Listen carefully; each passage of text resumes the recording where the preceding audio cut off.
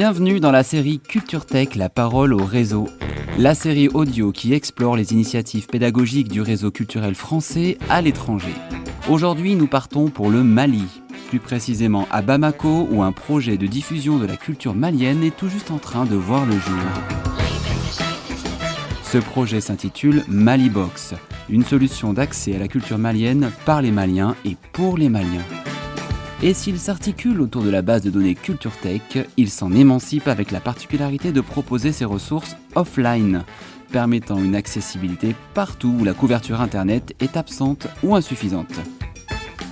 L'aventure Malibox nous est aujourd'hui présentée par ses trois fervents représentants, Aïcha Diarra, Tidiane Diawara et Yeya Agali.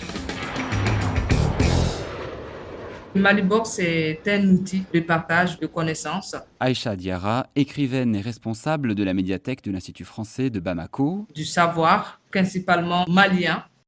Malibox, c'est comme un serveur, un petit serveur. Tidiane Diawara, médiathécaire adjoint. On met des ressources dans une clé USB ou dans un disque dur et ensuite on connecte la clé USB ou le disque dur sur le dispositif. Les gens pourront se connecter à travers leur téléphone, ordinateur, tablette, sans connexion. Ce qui est le plus consulté, Yeya Agali, assistant médiathécaire. à mon avis, ça c'est la littérature, les romans, les essais des écrivains maliens. Les enfants consultent beaucoup les contes. Malibox contient essentiellement des ressources maliennes, des spectacles de danse, de théâtre, de cafés littéraires, de slam, de poésie, de photographie, de débats d'idées, des articles scientifiques, beaucoup de musique malienne aussi. Toutes ces ressources, elles proviennent de Malitech, la base de données en ligne associée et directement inspirée de Culture Tech.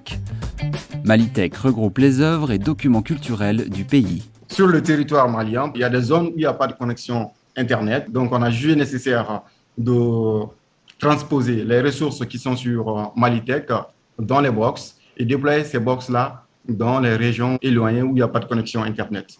C'est le moyen le plus efficace et le plus sûr pour accéder facilement aux connaissances. Je pense que ça va beaucoup révolutionner parce que les jeunes n'attendent que ça. Le forfait coûte assez cher au Mali, donc ça aura vraiment un grand impact.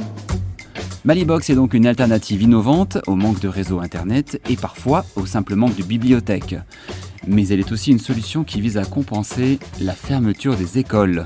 Une fermeture imposée par le djihadisme qui sévit dans le centre et le nord-est du pays depuis déjà 10 ans. Environ 525 écoles au centre et dans les régions nord qui sont fermées actuellement. Et ces jeunes, ces enfants n'ont pas accès aux ressources. À travers nos partenaires, par exemple l'Alliance française de Mopti, ils ont déjà identifié les lieux où il y a la nécessité de déployer la box, Malibox. Et si la Malibox est encore à l'état de projet, celui-ci entre dans sa dernière phase. L'objet est d'ores et déjà en fabrication et sera bientôt testé. En attendant, la base de données Malitech ne cesse d'être incrémentée et se voit même d'ores et déjà montrée en exemple.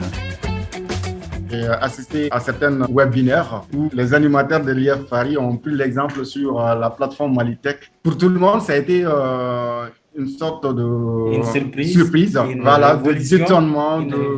Voilà, tout le monde était un peu ébahi par rapport au projet. Tout ce que nous avons fait, vraiment, ça a été un succès et puis voilà, un encouragement. Voilà, ils nous encouragent. C'est une référence, je peux dire, voilà, pour tout le monde et de plus en plus, ça mérite d'être connu. Bien mener un tel projet, d'abord, il faut une certaine connaissance de l'environnement. Nous, au Mali, on a fait d'abord une étude parce que Culture Tech n'était pas assez consultée par les Maliens.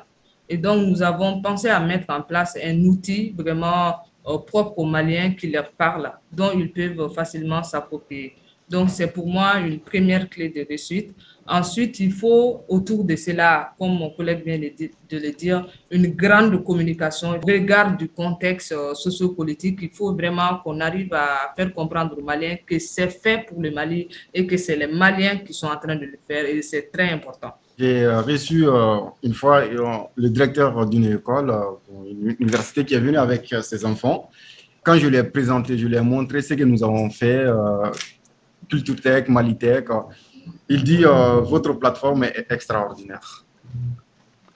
Voilà. Donc, il a dit ça. Il dit tout de suite à ses enfants, vous allez vous inscrire sur Culture Tech. Et il m'a dit, voilà, c'est pas fait pour moi, mais c'est fait pour vous. C'est-à-dire en s'adressant à ses enfants. Vraiment, ça m'a donné envie de continuer. Au fond de moi-même, vraiment, j'étais très, très content.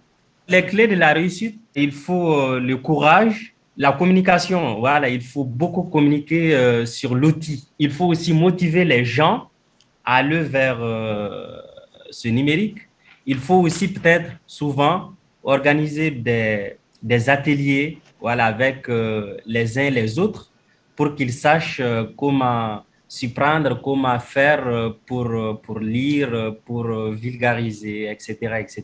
Organiser des ateliers, voilà, on le fait déjà ici, les samedis matins de 11h à 13h, heure de Bamako. Partout où on va déployer des box, il y aura des accompagnateurs, voilà, des médiateurs. Nous sommes en partenariat avec des associations. Faisons des sensibilisations à travers leurs réseaux, puisque voilà, ce sont des informaticiens, ce sont des gens qui évoluent dans le même milieu que nous. Il faut chercher des médiateurs. Et c'est pourquoi voilà, nous sommes en partenariat avec l'Alliance française de Mopti, qui va s'occuper de médiation auprès des publics du centre et du nord, et la culture vivante à Tombouctou, qui va se charger aussi de communiquer autour du contenu de Malibox, et aussi l'association Laïdou à Ségasso qui fera de même. On peut y arriver sans gros moyens. Il suffit juste d'exploiter des outils qui sont déjà mis en place. Par exemple, les réseaux sociaux. Nous sommes une équipe de 5 personnes, donc nous sommes tous motivés pour la même cause. Pour moi, Culture Tech, quand on prend de façon une définition étymologique, c'est un peu culture, savoir, connaissance et tech, dépôt, réservoir. Donc, c'est un réservoir de connaissances. Et Malitech, la même chose, la même définition. Donc, c'est un peu un réservoir de ressources numériques maliennes. Culture Tech, c'est un dictionnaire de la culture en général. C'est aussi un outil de vulgarisation. Parce que même entre nous, Maliens, beaucoup ne connaissent pas les productions ou les travaux que font nos artistes. Le travail des artistes maliens n'était pas connu au Mali. Grâce à Culture Tech, ils sont vus. À travers Malitech, c'est une visibilité pour eux. C'est une première au Mali. On ne sait jamais. En tout cas, on s'attend en fait à avoir des bons résultats. Le projet ne va pas s'arrêter là. Et nous allons toujours doubler l'effort, continuer à démarcher les producteurs de ressources pour alimenter Malitech et Malibox. Nous sommes en train de poser la base, les premières les jalons, voilà, oui, d'un projet. Et peut-être que d'autres vont s'inspirer de nous très certainement au Mali ou bien en dehors du Mali. Et je suis sûr que ça va être bien accueilli parce que la motivation et la communication que nous allons faire là-dessus va vraiment beaucoup impacter le public malien. On souhaite bonne chance et longue vie à la Malibox. Promis, nous vous en donnerons des nouvelles. En attendant, toutes les ressources rassemblées dans Malitech sont également disponibles sur Culture Tech. L'Institut français du Mali tient à remercier ses partenaires radio et télévision fournisseurs de ressources, Mandé TV, Africable, Joliba et Radio Clédou. Malitech, toute la culture du Mali à portée de clic. À bientôt pour une nouvelle capsule de Culture Tech, la parole au réseau.